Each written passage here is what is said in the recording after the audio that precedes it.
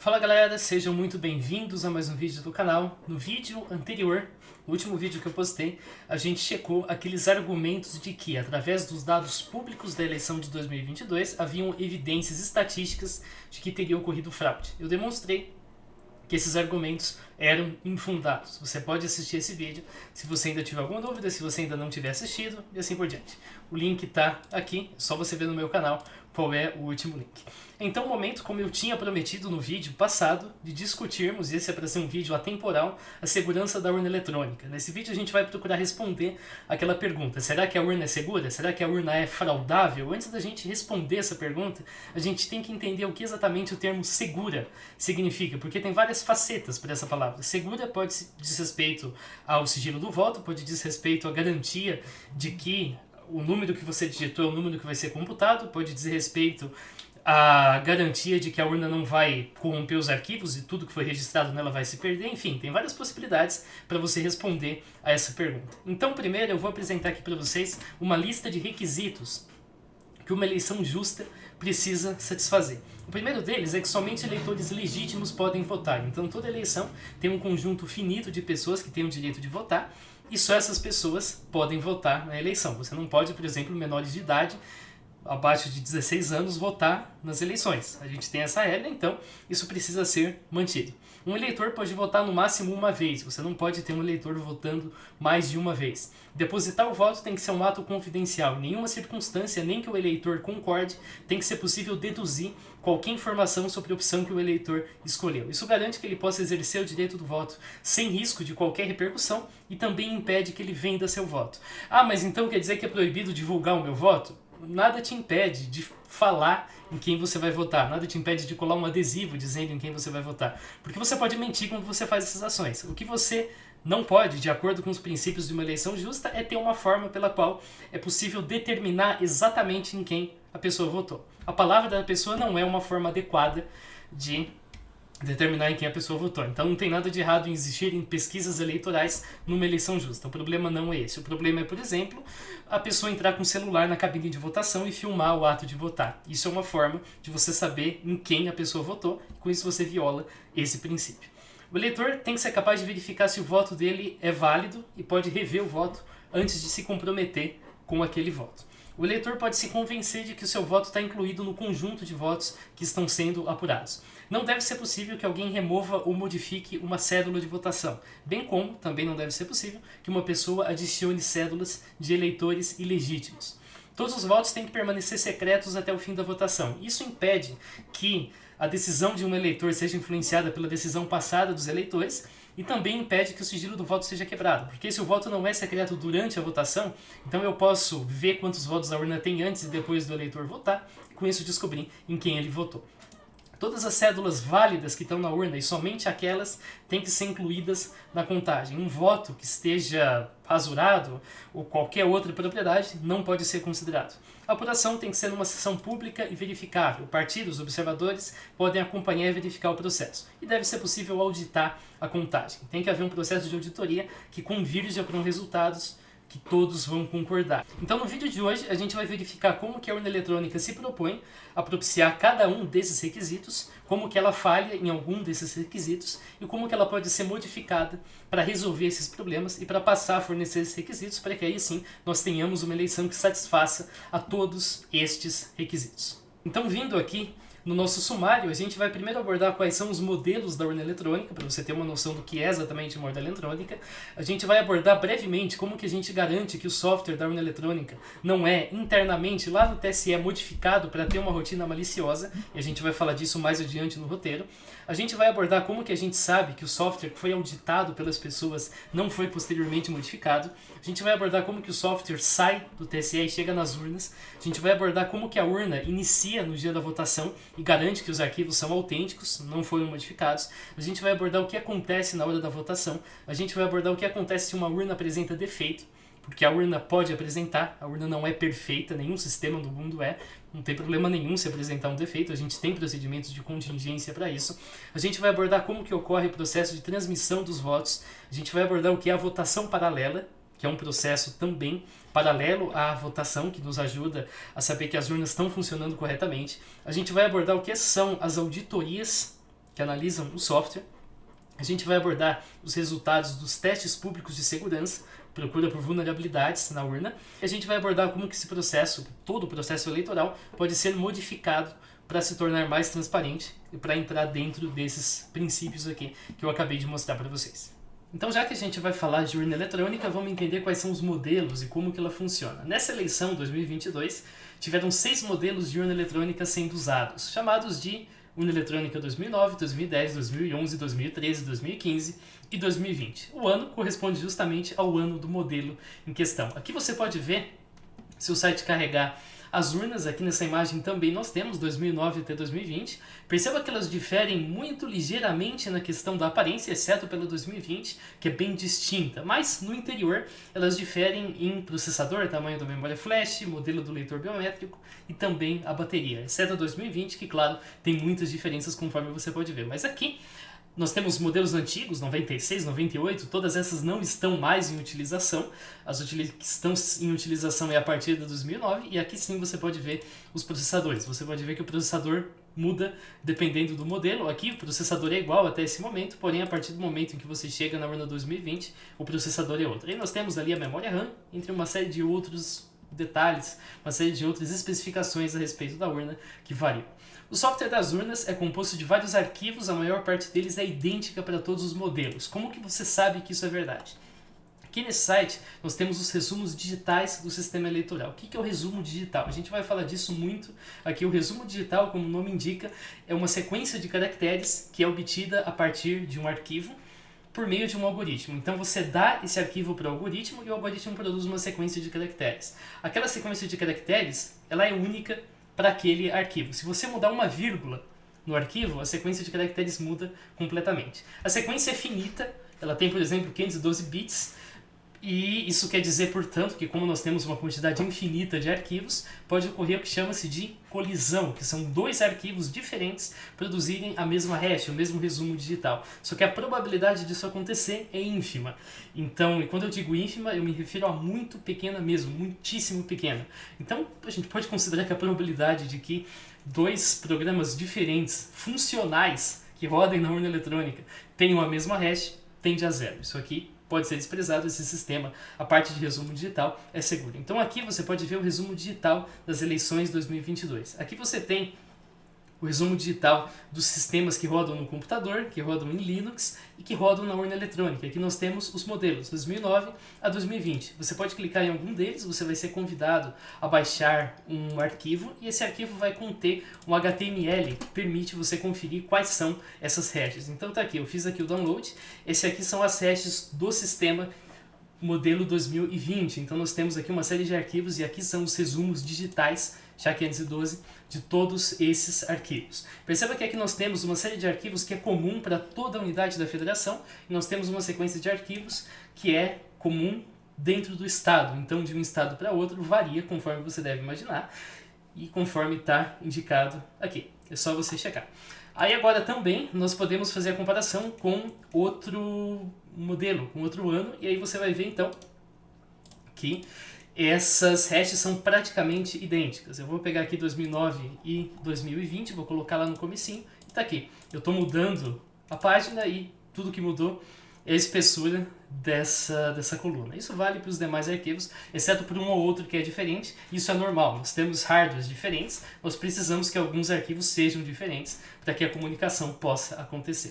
Dentre esses arquivos, como eu disse então, uma parte é núcleo comum, outra parte é referente a cada estado da federação. Todas as urnas em utilização têm 2 modos: o terminal do mesário, lá o presidente da mesa habilita o título de eleitor do eleitor que comparece para votar, e o terminal do eleitor, lá o eleitor interage para registrar o voto, é a urna que você está acostumado a digitar os números.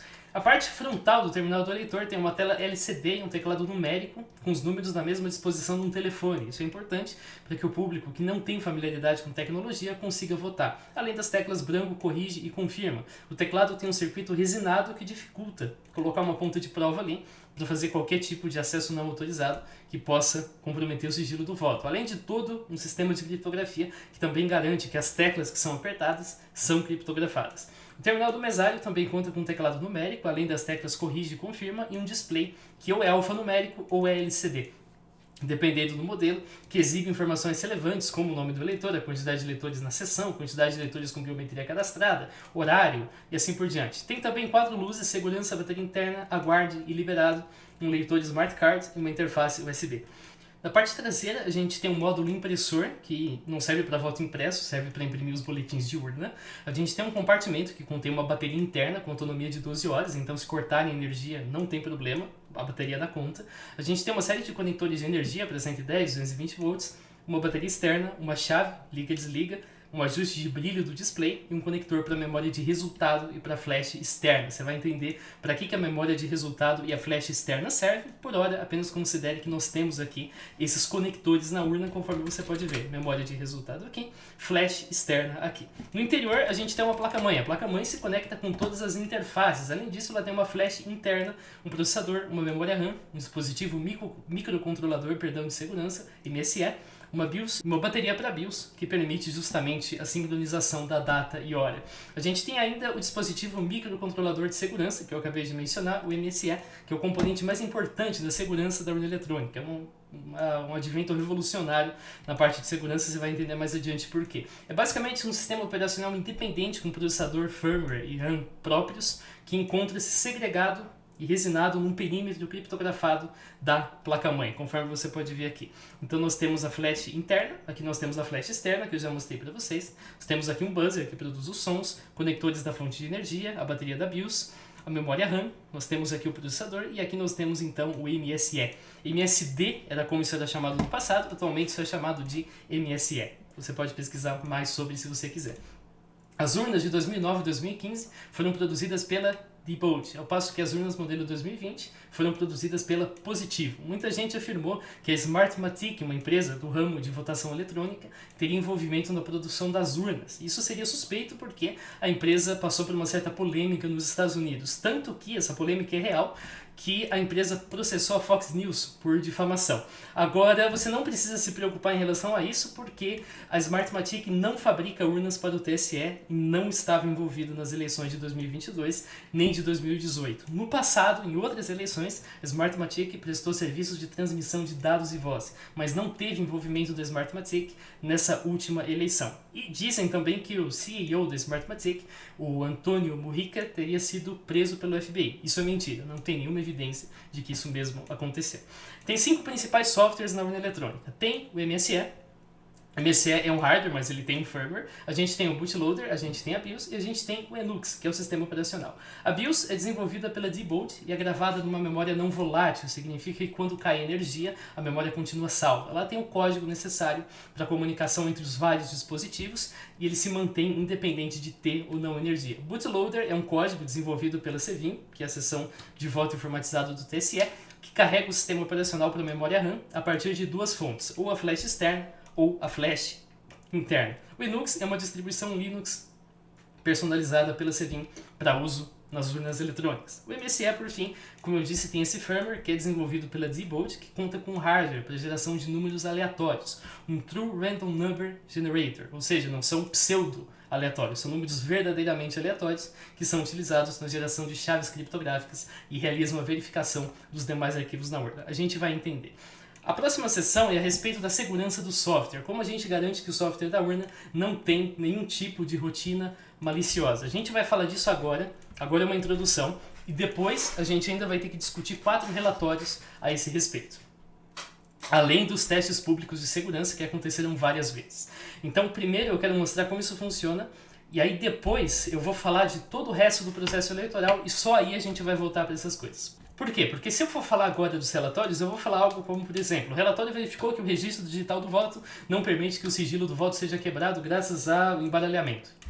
Você não vai entender nada porque você nem sabe que diabos é registro digital do voto. Então não tem muito sentido a gente fazer essa discussão agora antes de você entender como que o processo eleitoral funciona. Mas vamos lá. A Justiça Eleitoral permite que várias instituições, que são denominadas entidades fiscalizadoras, tenham acesso ao código-fonte dos programas envolvidos no processo eleitoral durante o desenvolvimento. O que é uma entidade fiscalizadora? Partido político, OAB, Ministério Público, Congresso Nacional, STF, CGU, Polícia Federal, Sociedade Brasileira de Computação, o CREA, Conselho Nacional de Justiça, Conselho Nacional do Ministério Público, TCU, Forças Armadas, Confederação Nacional da Indústria, entidades privadas que não tenham fins lucrativos e que atuem na fiscalização da gestão pública e o Departamento de TI de universidades credenciadas junto ao TCE. Isso requer que você assine um termo de confidencialidade, então você não pode ir lá e vazar o que você viu. Isso ocorre numa sala do TCE das 13 às 19 durante um prazo de até 6 meses antes da eleição. Todos os especialistas que entrem lá portam basicamente papel e caneta. Você não pode adentrar nas dependências portando, por exemplo, computador próprio. Essa é uma restrição para todos que fazem esse tipo de auditoria, não somente as Forças Armadas. Você não pode entrar lá com computador próprio, você não pode entrar lá com outros itens, por exemplo, um pendrive, qualquer outra coisa do tipo que possa comprometer a segurança. Mas você vai usar os computadores do TSE para fazer a auditoria e você vai utilizar ferramentas comuns no mercado para trabalhar com análise de código. A legislação determina, como eu disse, que isso é feito utilizando programas de análise de códigos que sejam públicos, de conhecimento público e normalmente comercializados. O TSE fornece duas ferramentas, Understated C e Search Navigator. Se você decidir utilizar outra IDE, você pode. É evidente que você não pode chegar com um programa totalmente obscuro que ninguém utiliza e exigir que esse programa seja utilizado lá. A partir de 2022, a gente tem também um projeto piloto que visa manter o código-fonte das urnas em repositórios offline de algumas universidades e entidades. No momento, Polícia Federal, Universidade Federal de Pernambuco e Unicamp. Essa etapa de desenvolvimento afeta todos os softwares que vão para a urna. É a mais crítica, de acordo com os especialistas. Por quê? Porque se você mexer ali, você contamina todas as urnas. Essa é basicamente a única forma de você exercer um ataque em grande escala, que afete todas as urnas, modificando, portanto, alguma coisa no processo de desenvolvimento. Isso pode se dar através, por exemplo, de uma conspiração interna no TSE que insira código propositalmente falho. A forma de impedir isso é justamente através dessas auditorias. Muitos especialistas argumentam que é importante abrir o código-fonte, que é importante tornar o código-fonte aberto. Isso deveria resolver esse elo da cadeia. Então todo mundo teria a possibilidade de auditar o código-fonte de qualquer lugar. Esse é um processo bem longo, está longe de terminar, mas está tendo uma tendência em direção à transparência. Por exemplo, cada vez mais instituições podem fazer essa auditoria. E esse ano a gente tem um projeto piloto para manter o código-fonte em uma universidade e não nas dependências do TSE. Antes do MSS ser introduzido, justificava a política de segurança por obscuridade. Então, ninguém sabia exatamente como o sistema funcionava, exceto as pessoas envolvidas na produção dele, portanto ele era seguro. Por que isso era importante? Porque as chaves criptográficas privadas podiam ser obtidas se alguém comprometesse o flash de carga. Com esse módulo, a chave passou a ser armazenada nesse perímetro criptográfico. Você só consegue obter a chave se você arrombar a urna, se você violar a urna, inserir uma ponta de prova ali, que é bem difícil de ser feito. E mesmo que você faça isso, você só vai comprometer uma urna, porque cada urna tem uma chave distinta. Então, a segurança por obscuridade, que é um princípio que vem sendo adotado, não mais se justifica e muitos especialistas defendem sim que o código-fonte deveria ser aberto. Então, por hora, vamos terminar essa sessão assim. Tem 3 riscos relacionados a essa etapa. O primeiro deles é uma rotina que seja propositalmente falha e seja inserida para ela sozinha alterar o resultado da eleição, sem nenhuma outra etapa, nenhuma outra interação. A segunda é uma vulnerabilidade, uma porta ali que é propositalmente colocada, mas que a porta sozinha não causa nada. Você precisa que alguém abra essa porta e faça coisas através dela. Então você bota ali a vulnerabilidade e você espera que alguém vá explorar essa vulnerabilidade. E o C, você não coloca uma vulnerabilidade. A vulnerabilidade aparece lá acidentalmente. Muitos sistemas têm vulnerabilidades e, portanto, alguém pode vir a explorar. Enquanto o código-fonte não for aberto, a competência das organizações que fazem a auditoria, com as limitações que o TSE impõe, é o que nos garante que nada do tipo A ou B ocorreu. A gente tem mais algumas coisas que tratam dessa, tanto de B quanto de C, porque avaliam vulnerabilidades propriamente, mas o que verifica se há ou não uma rotina propositalmente maliciosa inserida é basicamente a opção A. É basicamente a possibilidade de auditoria por parte dessas instituições. E quando essas instituições falam, olha, a gente não conseguiu fazer auditoria por isso, é importante que as críticas sejam utilizadas pelo TSE para tornar esse processo mais fácil, mais transparente. Pessoas que são contrárias à abertura do código-fonte alegam que poderia ser mais fácil que alguém descobrisse uma vulnerabilidade e se aproveitasse dela no momento da eleição. Porém, a gente vai ver agora que tem toda uma cadeia de segurança que torna a possibilidade de você fazer isso com muito pouco muito pouca consequência. Então você até seria capaz, eventualmente, se você descobrisse uma vulnerabilidade, de explorar. Porém, isso teria uma propagação muito reduzida. Isso afetaria poucas urnas eletrônicas, a menos que você fizesse a mesma coisa em todas as urnas eletrônicas do país. Ok, então nós temos um software. Esse software foi desenvolvido. Algumas instituições fizeram uma auditoria e deram um ok. Ou apresentaram melhorias, e essas melhorias foram implementadas, ou identificaram vulnerabilidades, e essas vulnerabilidades foram corrigidas. Esse software tem que ir para a urna, mas como que a gente sabe que o software que vai para a urna é o software que foi auditado? A gente tem uma coisa chamada cerimônia de assinatura digital e lacração. Isso marca o momento em que os programas deixam de ser modificados. Então os programas são inspecionados, validados, e nesse momento eles são assinados digitalmente com chaves privadas que só o TSE possui. Adicionalmente, as entidades fiscalizadoras também podem assinar os programas com as suas chaves privadas. Mas o que diabos é uma chave privada? Se você assistiu meu vídeo passado, você sabe o que é. Se não, relaxa que eu vou explicar aqui. Todos os arquivos envolvidos são passados pela função resumo. Você já sabe o que é uma função resumo, porque eu já expliquei. Então você passa o arquivo na função resumo e você obtém uma sequência de caracteres que resume, como o nome diz, o conteúdo do arquivo. Essa sequência de caracteres, então, é única para aquele conteúdo e qualquer alteração que você fizer muda completamente a sequência. O que você faz com essa sequência? Você criptografa essa sequência utilizando uma chave privada que só o TSE tem acesso. Aí você insere o resultado dessa criptografia no arquivo. Então você tem um arquivo assinado digitalmente. Você manda esses arquivos para a urna eletrônica e a urna eletrônica, como eu vou mostrar daqui a pouquinho, faz a checagem dessa assinatura digital. Como que uma pessoa de fora pode checar essa assinatura na cerimônia de lacração? Para isso, você vai primeiro calcular a hash do arquivo em questão. Você vai pegar o arquivo e vai calcular a hash dele. Então você vai utilizar a chave pública, que todo mundo tem, que não é confidencial, e você vai decifrar a assinatura digital. Se o resultado dessa decifração for igual à hash do arquivo, então o arquivo foi genuinamente assinado pela entidade que possui aquela chave privada. Existe pares de chave pública e chave privada. A chave pública está associada apenas com uma chave privada. Então, se você decodificar com sucesso utilizando a chave do TSE, aquilo foi produzido pela chave do TSE. Assim você pode ter certeza que aquele arquivo é assinado digitalmente pelo TSE e não por outra pessoa. Ah, mas e se o TSE, por acaso, decidir ser um agente maligno, e nesse sentido, então, o TSE decide modificar os arquivos e assinar depois? Pois é, para isso você tem a possibilidade da entidade fiscalizadora assinar. Então, o partido político, por exemplo, vai lá e assina com a sua chave privada, e o TSE até pode fazer isso, pode assinar com a chave dele, mas aí, cadê a chave privada, sei lá, do PSDB que estava aqui? Não tá, porque o PSDB só assinou a versão que o TSE não modificou. Então, quando as entidades fiscalizadoras assinam também com suas chaves privadas, isso garante que os arquivos posteriores, quando você faz a comparação de hash, são os mesmos que as entidades assinaram. Então, isso é justamente a resposta para essa sessão. Dessa forma, a gente sabe que o software assinado não foi modificado. Lembrando, é impossível você assinar um arquivo com outra chave privada e produzir uma assinatura que pode ser decifrada pela chave pública associada a outra chave privada. Isso não funciona.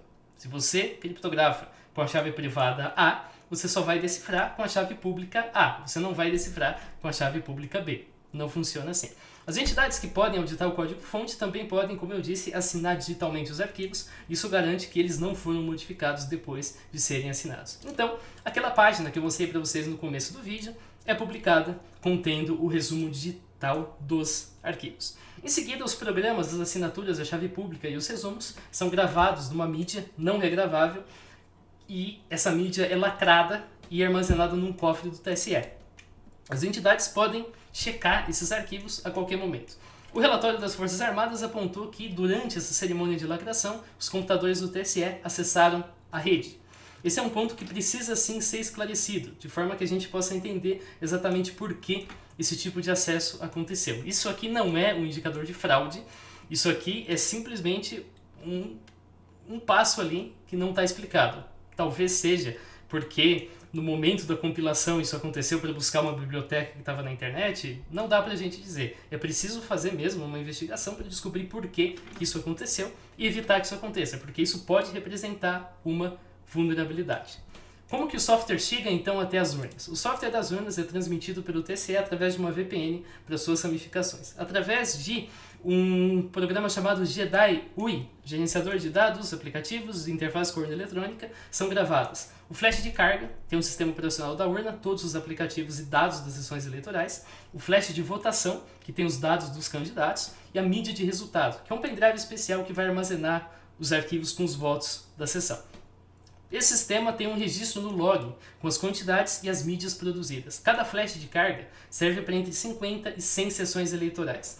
Cada cartão de memória possui um número serial que permite auditar quais sessões foram geradas a partir de cada flash de carga. Se você atacar o flash de carga, você tem uma certa escalabilidade. Você afeta entre 50 e 100 urnas da eleição. Você não afeta toda a eleição se você fizer um ataque do tipo. Para afetar toda a eleição, você tem que afetar todo o flash de carga. Por essa razão, os especialistas consideram essa etapa a segunda mais sensível. A primeira é a produção do código-fonte, isso afeta todas as urnas. Essa é a segunda, que afeta entre 50 e 100 urnas. A criação dessas mídias ocorre então na cerimônia de geração de mídias, é anunciada com 2 dias de antecedência para ser acompanhada pelas partes interessadas. Então os cartões de memória são envelopados e guardados até o momento de gravar as urnas.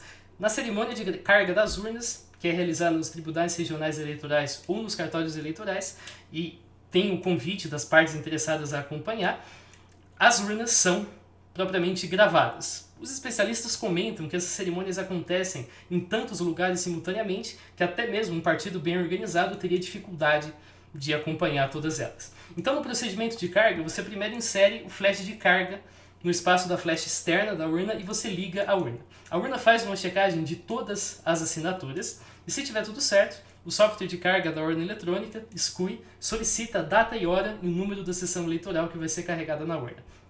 Quando a sessão é carregada, ela é marcada no cartão de memória. O SCUI, então, formata o cartão de memória da flash interna, instala o sistema operacional e todos os aplicativos da urna, além dos eleitores da sessão. É gerado, então, um relatório chamado extrato de carga da urna. Esse relatório é conferido, então é solicitada a inserção do flash de votação no drive da flash externa, que permite a carga dos dados dos candidatos e a mídia de resultados é inserida no slot próprio. Então você liga a urna é inicializada, ela faz um autoteste que verifica se tudo está funcionando corretamente e, se esse for o caso, aparece uma mensagem de que a urna só vai funcionar no dia da eleição. A urna então é desligada, lacrada com lácteos que a Casa da Moeda confecciona, é armazenada numa caixa e é desenvolvida a prateleira até ela ser distribuída. Os fiscais dos partidos políticos podem auditar até 3% das urnas de cada município. Nesse processo, as assinaturas digitais e as hashes são conferidas, ou através de um programa do TSE, ou através de programas que os próprios partidos produzem.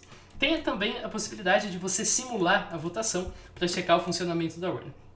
Para isso a gente usa o AVPart, que verifica a equivalência entre os programas instalados e os sistemas que foram lacrados, o VAD, que é o verificador de assinaturas digitais, que verifica, como o nome indica, a assinatura digital, o verificador de autenticação de programas, VAP, que verifica os resumos digitais, e o VPP, verificador pré-pós-eleição, que checa a integridade dos sistemas, simulando uma votação e conferindo os dados dos candidatos e partidos. Então as entidades fiscalizadoras podem checar que em primeiro lugar, que o resumo dos programas da urna é idêntico ao resumo que foi produzido na cerimônia de lacração, então checar que o código-fonte confere com os que são armazenados no cofre. Então você pega esse código-fonte aqui no cofre, tem esse resumo está na urna, portanto, esse código-fonte está na urna. O processo é assim. Sempre que ocorre a carga, é produzido um código de identificação de carga, que associa código do município, o número da sessão, serial do flash de carga, data e hora e um número aleatório, de forma que você não consegue fazer uma nova carga e obter o mesmo código de identificação de carga. Esse código vai estar presente em vários relatórios, como extrato de carga, zerésima, boletim de urna, assim por diante. É um mecanismo de conferência quando esse resultado for transmitido para o TSE. A tabela de correspondência das urnas é publicada na internet como dado público, você pode checar. Para você fraudar uma urna após a carga, você teria que inserir um novo cartão de memória ou uma mídia de resultado. A urna tem formas de garantir que isso só vai ser possível com cartões do TSE, porém, como a gente vai ver, no teste público de segurança já foram encontradas vulnerabilidades que exploravam falhas nesse processo. Então, um cartão de memória estranho conseguia ser inserido e permitia a execução de código arbitrário na urna. Isso é muito preocupante, mas de fato, para você fazer isso, você precisa romper o lacre. Então, mesmo que você rompa o lacre e isso não seja pego por qualquer razão bizarra, esse ataque tem pouquíssima escalabilidade, isso vai afetar apenas uma urna. Para você fazer isso afetar todas as urnas, você tem que romper o lacre e botar o cartão de memória malicioso em todas as urnas. Portanto, fica cada vez mais difícil de você modificar na cadeia. Agora, o que acontece no dia da eleição? O primeiro componente que é energizado quando você liga a urna eletrônica no dia da votação é o MSE. O MSE faz a leitura e verifica a assinatura da BIOS utilizando aquele processo que eu mostrei para vocês agora há pouco de verificação de assinatura digital. Então ele checa, calcula o resumo, decifra a assinatura digital e verifica se o resumo do arquivo bate com o resultado da decifração da assinatura digital. Se sim, isso continua. O MSE então recebe cada arquivo em momentos diferentes, dependendo do arquivo, conforme a gente vai ver, e decifra o arquivo utilizando a chave pública presente na urna e gerada junto com a chave privada, de forma que você só consegue decifrar se o arquivo tiver sido produzido com aquela chave privada, conforme eu já falei. Se a decifração funcionar, então o arquivo foi assinado com a chave do TSE. O primeiro passo então é a leitura do software da BIOS pelo MSE e a checagem das assinaturas. Se tudo estiver correto, a BIOS entra em execução. A BIOS, como eu disse, é desenvolvida pela Diebold, é gravado em memória não volátil e permanece nela, independente de ter ou não energia. A BIOS então carrega o bootloader na memória e verifica a sua assinatura usando o MSE. O bootloader pode vir da flash interna ou da flash externa, dependendo se isso está ocorrendo no momento em que a carga da urna é sendo realizada ou não. Se a assinatura for válida, só então o bootloader vai entrar em execução. O bootloader decifra o kernel do Linux e então verifica a sua assinatura e coloca o kernel do Linux em seguida. Nesse momento, então, o kernel do Linux faz uma validação de hardware na urna, que basicamente é: a aplicação pede ao MSE uma chave aleatória. Essa chave aleatória é usada para produzir um criptograma. O MSE então tem que decifrar esse criptograma, assinar os dados e enviar para a aplicação. A aplicação então verifica a assinatura utilizando o MSE. Se tudo isso der certo, aí sim a urna é iniciada com sucesso. Toda essa cadeia serve para garantir que o código-fonte que está lá na urna não foi modificado por terceiros e foi inserido pelo TSE. Afinal, nenhum terceiro poderia possuir a chave privada do TSE para produzir arquivos assinados digitalmente pelo TSE. Resumindo, aqui nós temos uma cadeia em que o MSE carrega a BIOS carrega o bootloader carrega o Linux faz o teste de hardware.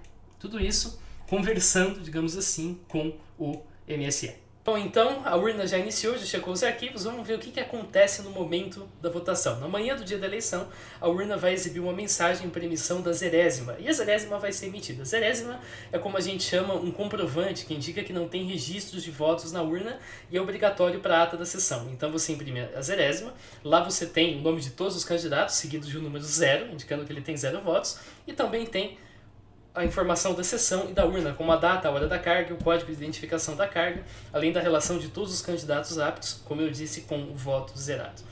Então, às 8 da manhã, o sistema vai entrar em modo de votação. O eleitor que chegar apresenta um documento com foto para o mesário procura o nome do eleitor no caderno de votação, encontra o eleitor e pronuncia o número do título para o presidente da mesa, que digita no terminal do mesário. Tem então uma conexão com a urna verifica se o título digitado existe no arquivo de eleitores daquela sessão e exibe uma mensagem no terminal do mesário confirmando o nome do eleitor.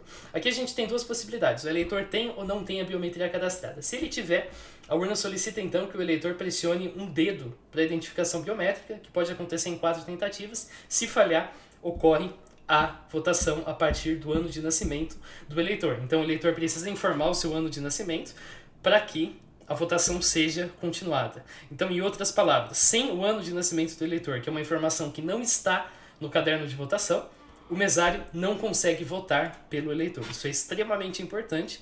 Além de você ter toda a fiscalização dos partidos, o partido pode nomear um fiscal lá na sessão de votação, tem mais isso. O mesário não pode simplesmente falar: acabou a sessão, vou pegar a lista aqui e vou votar para todo mundo. Simplesmente porque ele não conhece o ano de nascimento dos eleitores que estão ali listados no caderno.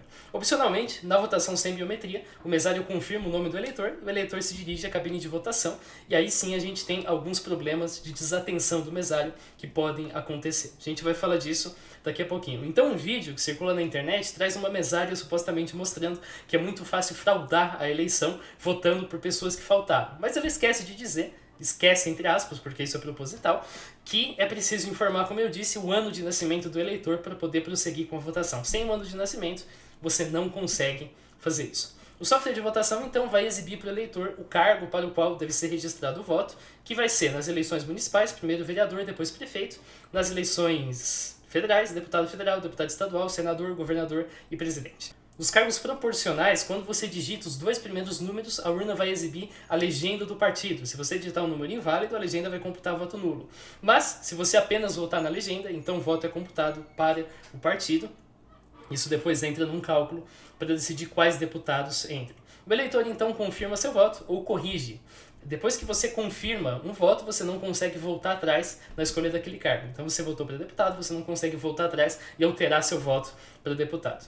Tem um intervalo de tempo para que o eleitor possa conferir o voto. Durante esse tempo, a urna não registrará se você apertar a tecla confirma. Se você não respeitar esse tempo e apertar confirma, não vai acontecer nada. Isso aconteceu comigo. Eu apertei confirma, não aconteceu nada. Eu apertei confirma de novo, aconteceu, porque eu não respeitei esse intervalo de tempo. Isso não significa fraude. Durante esse processo, os votos são armazenados na memória volátil. O registro na flash de votação e na flash interna acontecem apenas quando o último cargo é confirmado e aparece aquela mensagem de fim. Então significa que se acontecer algum problema com a urna durante o seu processo de votação, você está lá no senador e a urna dá algum problema, você vai ter que recomeçar do começo porque o seu voto não vai ser computado. E por que é armazenado tanto na flash de votação quanto na flash interna? Porque se uma delas dá problema, você recupera a partir da outra. Se um eleitor está fora do domínio eleitoral, ele pode justificar o voto. Isso é feito informando o título de eleitor no terminal do mesário e, se o título não estiver nos arquivos daquela urna, a justificativa é registrada. É possível você votar e justificar depois? Perfeitamente. Assim como é possível você justificar e votar depois. Você pode fazer as duas coisas. Isso não é um problema. Isso acontece porque a urna não se comunica com a internet. Então, se a urna registra seu voto ou se a urna registra uma justificativa, as outras urnas não sabem que você já votou e já justificou. E a gente simplesmente lida com isso. A gente aceita que a pessoa pode votar e justificar depois, o que dificilmente vai acontecer, mas pode justificar e votar depois. Isso acontece, por exemplo, se a pessoa está no litoral, decide justificar, porque ela não está no lugar em que ela vota, aí começa a chover, ela decide ir para casa, chega em casa antes da votação terminar, vai lá e vota. Na eleição de 2014, de 8 milhões de justificativas, 40 mil casos eram justificativas seguidas de votação. Parte desses votos pode ser explicado pelo que eu acabei de falar, mas outra possibilidade é engano do mesário. O mesário vai lá registrar a justificativa e ele se engana na hora de digitar o título de eleitor. Olha só, aqui a gente tem um título válido, o título do Luiz Fernando Charuin, 06711, e aqui se você digitar 006119 é um título válido. Se você digitar 6711 é outro título válido. Então é muito fácil, na hora de você digitar o título que está sendo justificado, você errar, colocar um título válido e acabar justificando por outra pessoa. Tem um outro vídeo no qual a mesária mostra um registro no terminal que supostamente indicaria o total de votos que cada candidato teve.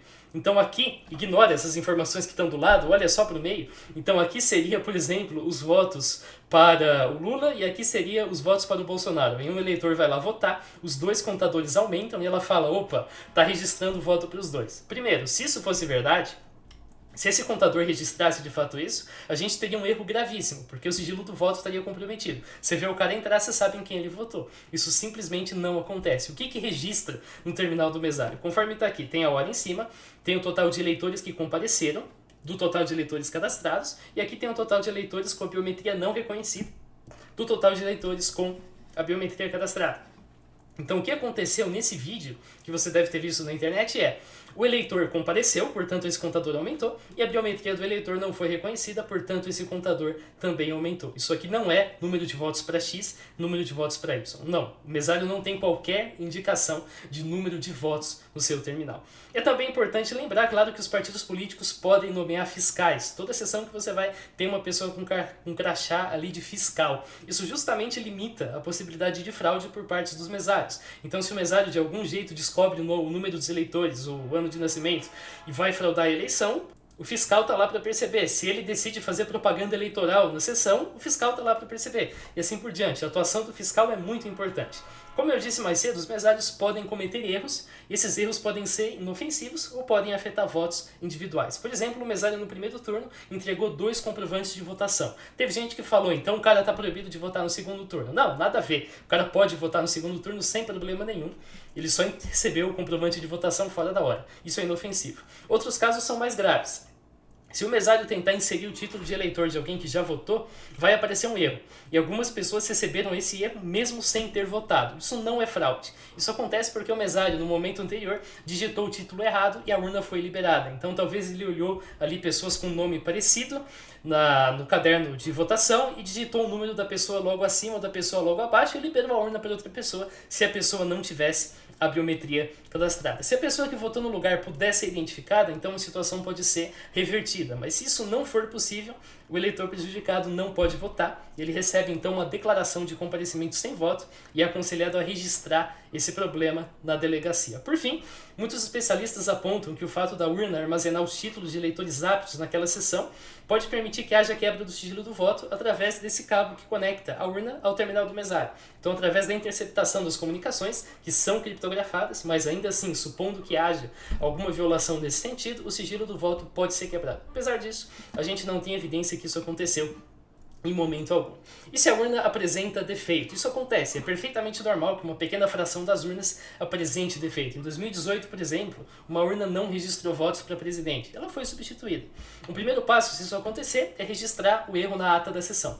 Constatado o problema e impossibilidade de resolver reiniciando a urna, tem uma nova urna que é colocada lá. Essa urna vem sem mídia de resultados ou flash de votação e é colocada no local. A mídia de resultados e a flash de votação da urna com defeito são inseridas nessa nova urna, chamada urna de contingência. Ela é lacrada com lacre de reposição, que os integrantes da mesa assinam, e a urna defeituosa é também lacrada e enviada para investigação. Pode ser que o problema não esteja na urna, mas na flash de votação. Nesse caso, você insere uma flash de contingência. Essa flash de contingência, então, é sincronizada com os dados que estão na flash interna. Justamente por isso é importante você registrar as coisas nos dois locais, memória externa e memória interna. Se nada disso funcionar, a votação então vai ser feita em cédulas de papel que você deposita numa urna de lona previamente lacrada e todos os procedimentos são registrados na ata da sessão. Um problema pode ser percebido pelo eleitor e o eleitor relata o problema para o mesário, mas muitas vezes o problema não está na urna, mas está naquela pecinha que está entre a urna e a parede, o eleitor. Então o eleitor vai votar e faz isso errado e acha que a urna está com problema. Então, na eleição passada, teve gente digitando o número do Bolsonaro no cargo de governador e aparecendo voto nulo. Sim, voto nulo, porque você está digitando no local errado. Aconteceu um caso em que o eleitor não estava conseguindo ver o número do candidato, falaram, corrige. O eleitor corrigiu e ele conseguiu ver a foto do candidato. Então isso não sinaliza problema na urna. Uma eleitora de Curitiba passou pela mesma coisa, não conseguia votar para presidente, reportou isso, mas nenhum outro eleitor experimentou o mesmo problema. Ninguém mais na sessão falou, não consigo votar para presidente. Isso indica que ela estava provavelmente confusa mesmo, ou agindo de má fé. E tem casos que são comprovadamente má fé. Tinham eleitores afirmando que estavam sendo obrigados a fazer cadastro biométrico no momento da votação. Essa aberração não existe. Ninguém faz cadastro biométrico na hora de votar. Cadastro biométrico se faz antes. Em alguns casos, a biometria de outros órgãos parceiros estava sendo utilizada no momento da votação, mas ninguém teve que cadastrar a biometria na hora de votar. Um outro eleitor pressionou 2 teclas simultaneamente e falou, a urna não está funcionando. Na verdade, a urna não é feita para funcionar pressionando 2 teclas. Quando isso acontece, a urna simplesmente não registra nenhuma das 2 teclas. Então, como que os votos são computados e transmitidos? Cada voto que você insere na urna eletrônica é registrado individualmente, de forma digital, a gente não tem voto impresso no momento, através de uma estrutura chamada RDV, Registro Digital do Voto. RDV é uma tabela que tem um tamanho total do número de eleitores na sessão e é preenchida aleatoriamente, sorteando uma posição para cada voto.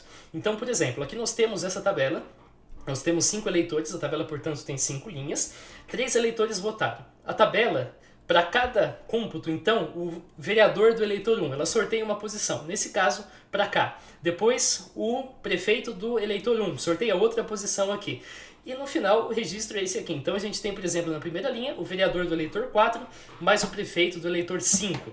Na terceira linha, o vereador do eleitor 1, mais o prefeito do eleitor 4. Depois, o vereador do eleitor 5, mais nada. Depois, nada mais o prefeito do eleitor 1. Por que isso é importante? Por que esse embaralhamento é importante? Porque você nunca vai ser capaz de encontrar no RDV a tupla de candidatos A, B, C, D e E. Então aqui, por exemplo, deputado estadual, federal, senador, governador e presidente que você votou.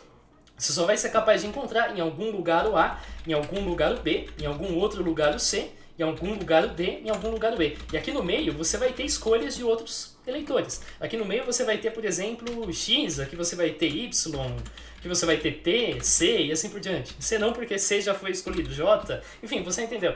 A ideia é justamente aqui no RDV você embaralhe as escolhas de forma que seja impossível formar uma tupla. Aqui eu tenho um exemplo de RDV para você ver, por exemplo, de uma sessão em Assis Brasil. Aqui nós temos a votação para presidente, é do segundo turno, então só tem presidente. Então temos aqui os 13 e os 22 e também os nulos. Olha só, uma pessoa anulou votando 11 e uma pessoa anulou votando 74. Então se você anular e digitar um número, o seu número tem que estar aqui. Se você votou 13 ou 22, o seu 13 ou 22 estão no meio desses cômputos aqui. E por que esse embaralhamento é importante? Por que vale a pena fazer?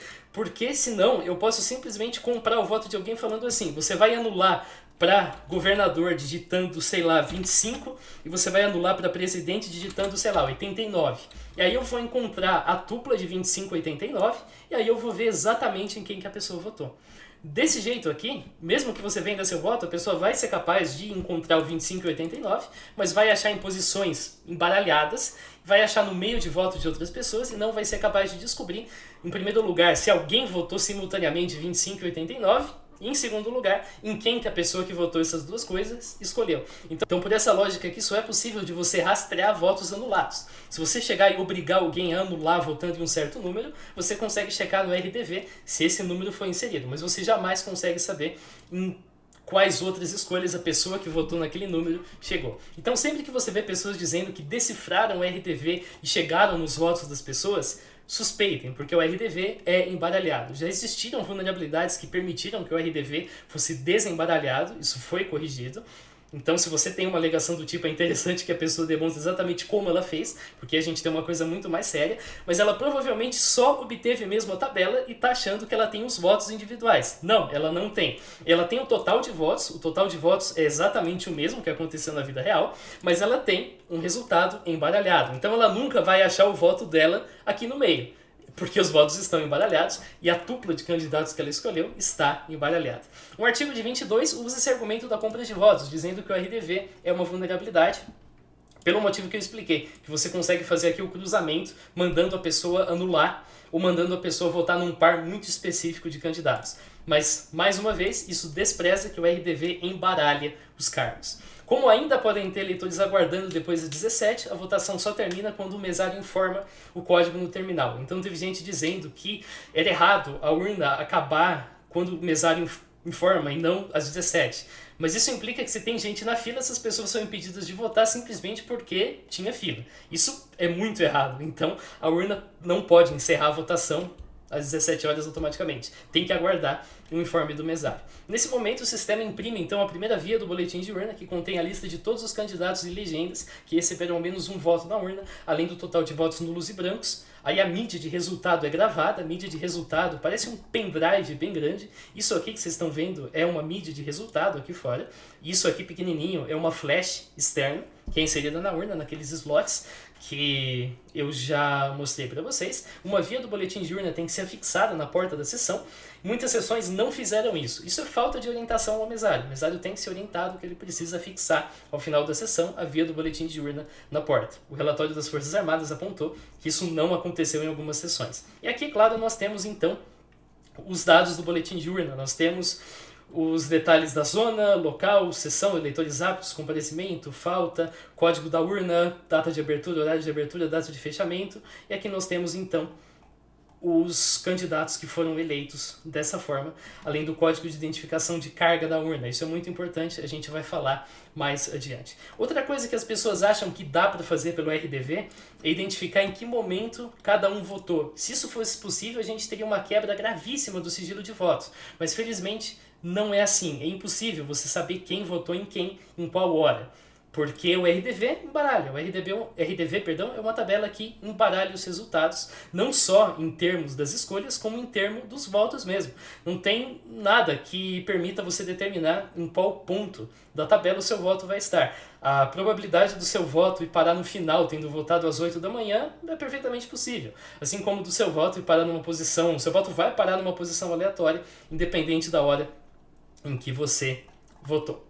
Então, dessa forma, a mídia de resultado é assinada digitalmente e tem vários mecanismos de segurança que impedem ela de ser modificada. Ela tem que, então, ser encaminhada a um cartório eleitoral que contém programas para leitura e transmissão dos dados ao TSE. Os dados são, então, transmitidos pelo protocolo HTTPS para o TSE. Mais uma vez tem a conferência por meio de assinaturas digitais e o TSE então totaliza os votos. O processo de totalização é um dos mais transparentes, talvez o mais transparente de toda a etapa. Por quê? Porque você tem um boletim de urna, você pode checar se o que chegou no TSE é igual ao boletim de urna. Se teve alguma fraude antes do boletim de urna, é outra história, a gente já falou disso. Mas se tiver alguma fraude no momento da totalização, o boletim deu X e você transmitiu Y, então isso é muito fácil de pegar. A gente tem, inclusive, vários aplicativos que fazem isso. Você Fiscal, por exemplo, é uma iniciativa cidadã para fazer a conferência. Todos os esforços até hoje, tanto esforços de cidadãos quanto esforços de auditorias particulares, mostraram concordância de resultados. Não tiveram problemas nisso aí. A gente tem também a chamada cerimônia de verificação dos sistemas eleitorais. É uma cerimônia na qual os programas utilizados na totalização são verificados e assinados digitalmente. É impresso também um relatório Zerésima que atesta que não tem votos no sistema do TSE. Foi nessa cerimônia que entrou o telão, nessa cerimônia que as Forças Armadas falou. A gente chegou lá e a gente teve que acompanhar o processo de verificação através de um telão. Seria mais interessante se tivessem vários terminais que cada um pudesse acompanhar ali perto. Então ninguém teve que ver código-fonte em telão. O telão entra na cerimônia de verificação de sistemas eleitorais. Muita gente diz aí que as Forças Armadas tiveram que auditar o código-fonte no telão. Isso é mentira. As Forças Armadas auditaram o código-fonte nos computadores do TSE e acompanharam a cerimônia de verificação através de um telão. E a gente tem também a votação paralela. Às 9 horas da manhã do sábado, véspera da eleição, quando a maior parte das urnas já está instalada, acontece uma cerimônia pública que sorteia entre 3 a 5 sessões por estado, uma da capital obrigatoriamente, e para cada urna sorteada, o cartório eleitoral vai lá e recolhe a urna do local de votação e substitui por outra das urnas de contingência. Com base na lista de candidatos da urna, as entidades fiscalizadoras e os partidos políticos preenchem cédulas de papel com o número dos candidatos, votos brancos e votos nulos. Essas cédulas são guardadas numa urna de lona, que também é lacrada, uma urna de lona para cada urna de verdade, e no dia da sessão as urnas são ligadas e passam pelos mesmos procedimentos que passariam se estivessem na sala de votação. A zerésima vai ser impressa, confere a sessão, data, hora, código de carga, identificando que a urna não foi modificada, não teve seu código mudado apenas para auditoria, e a partir das 8 da manhã os títulos são habilitados e a cédula é numerada sequencialmente, o conteúdo é lido em voz alta, ela é mostrada numa câmera e a urna também sendo filmada recebe o voto simulado do eleitor. Então você está tudo auditado, a cédula está auditada e o que é digitado na urna também está auditado. Assim a gente pode identificar se os votos foram erroneamente digitados, caso houver alguma discordância.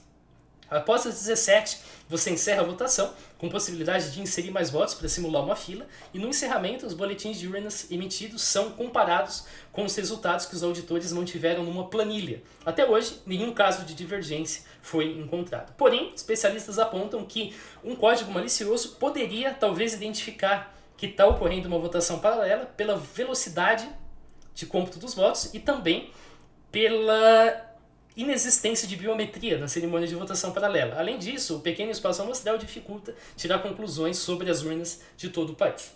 Aí a gente tem as auditorias. O digital software antes da eleição é um passo muito importante. Os especialistas, porém, apresentam algumas falhas naquele processo que eu falei para vocês logo no começo do vídeo. O primeiro deles é que o código é muito grande. Ele tem cerca de 20 milhões de linhas de código ao todo que precisam ser inspecionadas. Isso é muito difícil, porque todos os componentes foram desenvolvidos ou ao menos modificados para as urnas eletrônicas. Além disso, tem um termo de confidencialidade. Isso impede que pesquisadores honestos comentem sobre as falhas que eles encontraram, mas não impede que pesquisadores maliciosos vazem em segredo, claro, as vulnerabilidades para atacantes externos. A auditoria do código-fonte é útil para reduzir a chance que uma rotina maliciosa tenha sido inserida no próprio sistema. Afinal, algo desse gênero precisaria passar desapercebido por todos os auditores, ou todos eles precisariam conspirar. Nenhuma auditoria até o momento revelou rotina maliciosa, mas muitas revelaram dificuldades de analisar o sistema adequadamente. A gente vai começar falando da auditoria do PSDB. Em 2014, o Aécio Neves perdeu e eles fizeram uma auditoria. No documento da auditoria conclui-se que o sistema não foi produzido visando ser auditado. Por isso tinha uma série de obstáculos para essa etapa de auditoria. Foi negado, por exemplo, acesso ao firmware da BIOS e do MSE, sob a premissa de que isso era parte do hardware e não do software, ele não estava na petição inicial. Além disso, eles não puderam recompilar o código-fonte e o documento de requisitos também não pôde ser acessado. Atualmente, o documento de requisitos é público. Você pode acessar aqui o projeto básico da urna eletrônica, segunda versão, quarta versão, e aí aqui você tem acesso ao documento de requisitos da urna e você pode ver exatamente como o sistema é programado para se comportar. Então está aqui, especificações técnicas de segurança, por exemplo. E você tem aqui todo um documento de requisitos que especifica como que a urna tem que ser feita. Se você já fez a matéria de engenharia de software numa faculdade de tecnologia da informação, você sabe exatamente o que requisitos significam e o que é um documento de requisitos. É isso aqui. Esse documento hoje já é público, mas na época do PSDB não era. O PSDB não conseguiu acessar diretamente o conteúdo das mídias de votação. Isso foi classificado como uma falha grave na auditoria. Também não foi permitido acesso aos compiladores utilizados. A análise de totalização, porém, não encontrou sinais de fraudes, mas salientou que não tinha arquivo que indicasse como que a totalização se evoluiu. Eu já falei disso no vídeo passado. Hoje em dia nós temos esse arquivo conforme está aqui, histórico de totalização, presidente, primeiro turno e segundo turno.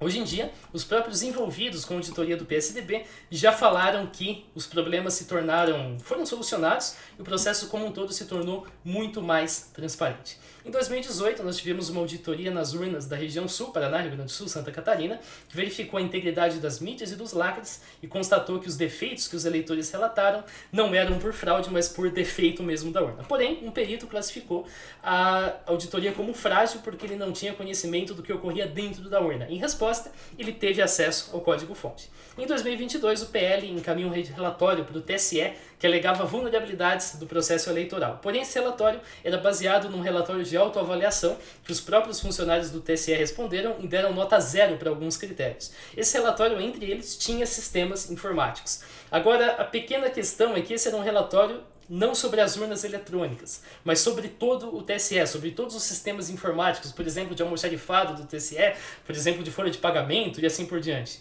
Não só isso, mas outros órgãos, até o IBAMA, o INCRA, também receberam esse mesmo relatório. Então isso não é uma boa medida da segurança das urnas eletrônicas. Esse relatório sequer era sobre urnas eletrônicas. Em 2022, porém, isso é extremamente recente, isso é do dia de hoje, eu estou gravando isso no dia 15 de novembro, o PL publicou um relatório que constatou um bug mesmo. Esse bug é real e ele usa esse bug para contestar o resultado da eleição. Eu vou mostrar para vocês qual é o bug e eu vou explicar por que esse bug digamos assim, não deveria acontecer. Esse bug é um sinal de que alguma coisa falhou no processo de produção do software da urna eletrônica, mas esse bug não serve para você contestar o resultado da eleição. Vamos lá. Aqui nós temos a lista de sessões que registraram votos.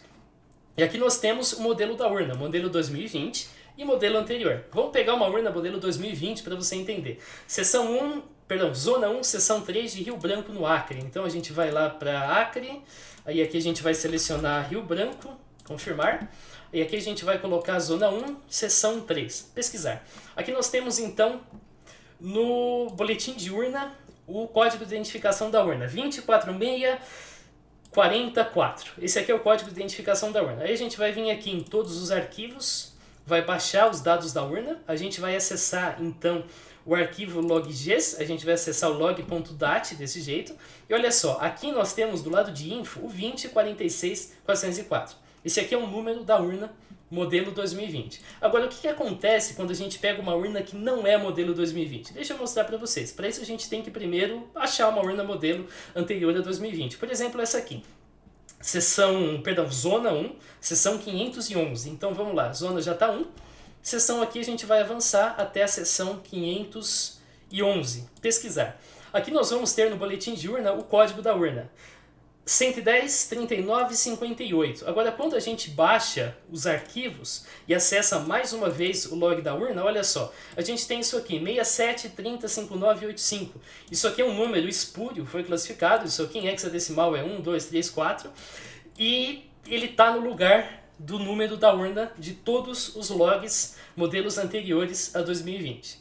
Isso significa, de acordo com o PSL, que é impossível relacionar o log a uma urna. Porém, isso é falso. Por quê? Porque também nós temos o código de identificação da carga, 206.731. Se você pesquisar aqui no log por 206, você vai achar o próprio código de identificação da carga. Está aqui. Então é perfeitamente possível, mesmo com essa falha, isso é uma falha, não tem outro nome mais bonito para isso. Isso é uma falha que deveria ter sido corrigida e que infelizmente corrói a confiança da população no TSE. Isso é verdade.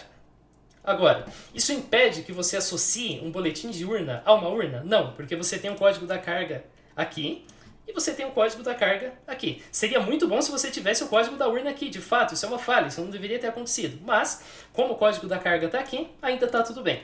Isso compromete o resultado da eleição? Não, isso provavelmente é resultado de uma rotina defeituosa, que é dependente de hardware e foi programada com sucesso para o modelo 2020 e foi carregada nas modelos anteriores sem nenhuma preocupação. E aí o que aconteceu foi, essa rotina funciona no modelo 2020, mas falha nas demais. Essa é uma das rotinas que tinha que ser diferente, dependendo do modelo, e não foi. Por isso esse erro apareceu. Não tem nada que indique que isso impede o cômputo da eleição. Não tem nada que indica que isso interfere no resultado da eleição. Qual que é a postura do TSE?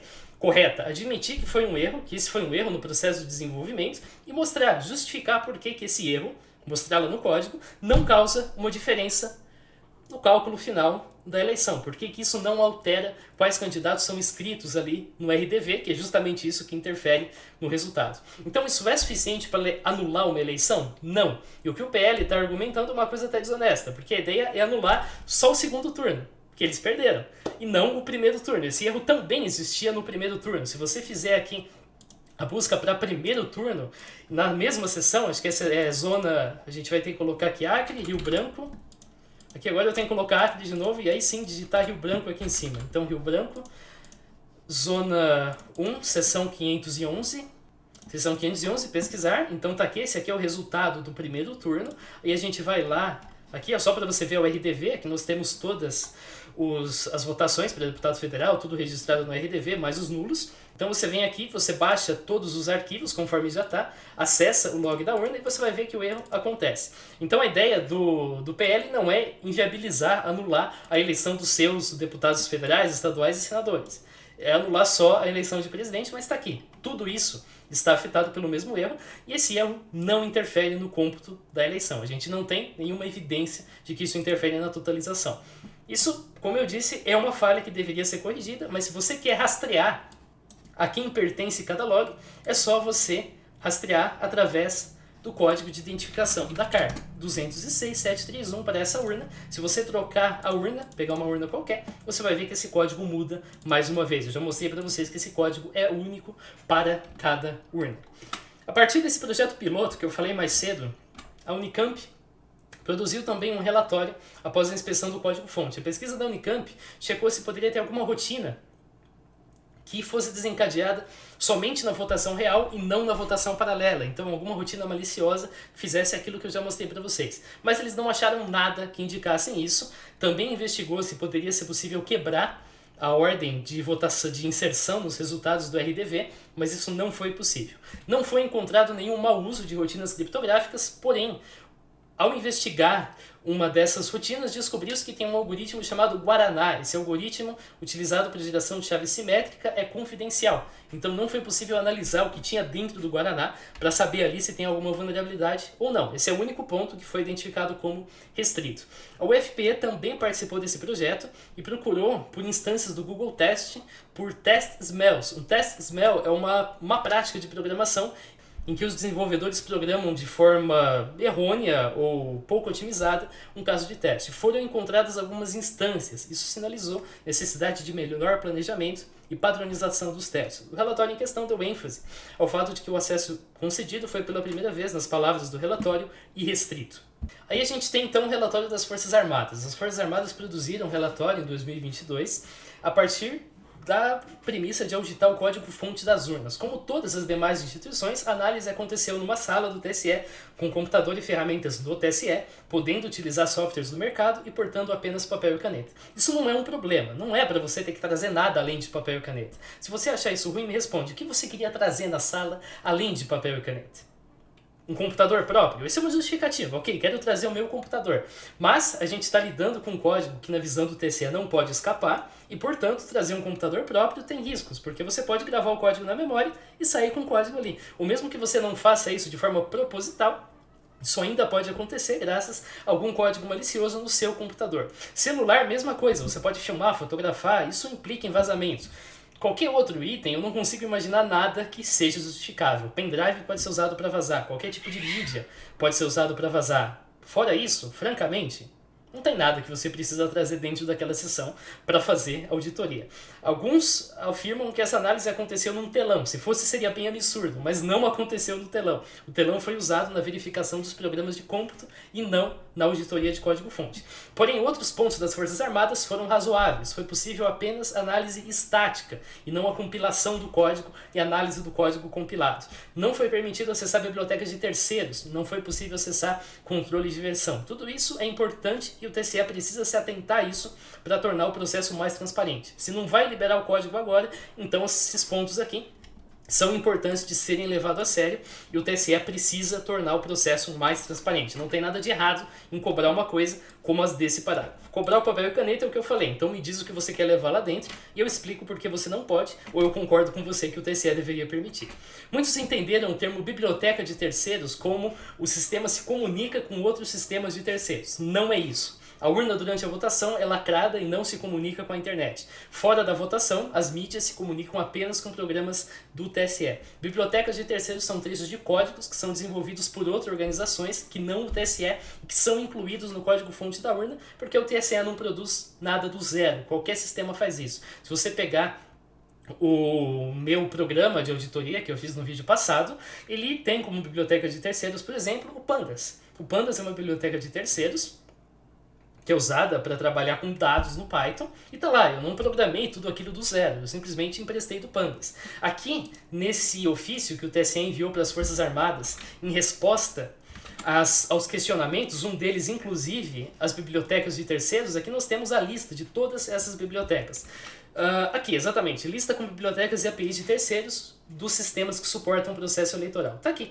Aqui a gente tem a lista de todas essas aplicações, conforme você pode perceber. Inclusive, você pode pesquisar por elas, e aí você pode ver do que se tratam cada uma delas. Guava, por exemplo, Google Core Libraries for Java, e aqui você pode ler exatamente o que é, quais são as vulnerabilidades, como isso funciona e assim por diante. Então, bibliotecas de terceiros não é exatamente uma coisa confidencial. Está aqui a lista de todas as bibliotecas de terceiros que foram utilizadas, e a maioria delas, se você pesquisar, você vai encontrar a documentação e você vai poder estudar a respeito do que elas são. Talvez você até encontre o código-fonte dessas bibliotecas. Tem quem argumente que isso não vale nada se a auditoria tem limitação. Tem gente que até fala, o exército encontrou a arma do crime, encontrou pólvora na mão do suspeito, mas não encontrou os digitais do suspeito da arma, portanto a gente está descartando tudo que o exército fez. Você está forçando a barra quando você faz isso. A menos que você me diga quem é o suspeito, quem é a pólvora, quem é a arma e quais são as digitais, você está forçando a barra. Eu vou te dar uma analogia mais mundo real. Imagina que você me veja entrar na minha casa portando caixas e você imagina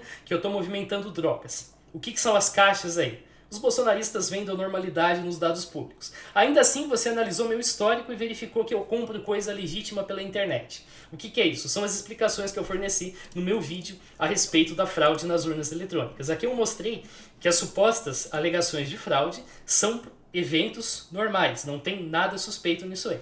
Ainda assim, eu permiti que você vasculhasse a minha casa procurando drogas, ou seja, inspecionando o código-fonte. Eu permiti que você utilizasse cães farejadores, ferramentas de inspeção de código-fonte. Você não foi autorizado a tirar fotos do processo, ou seja, você só podia portar papel e caneta nessa auditoria. Você não achou nada. Resultado negativo do relatório.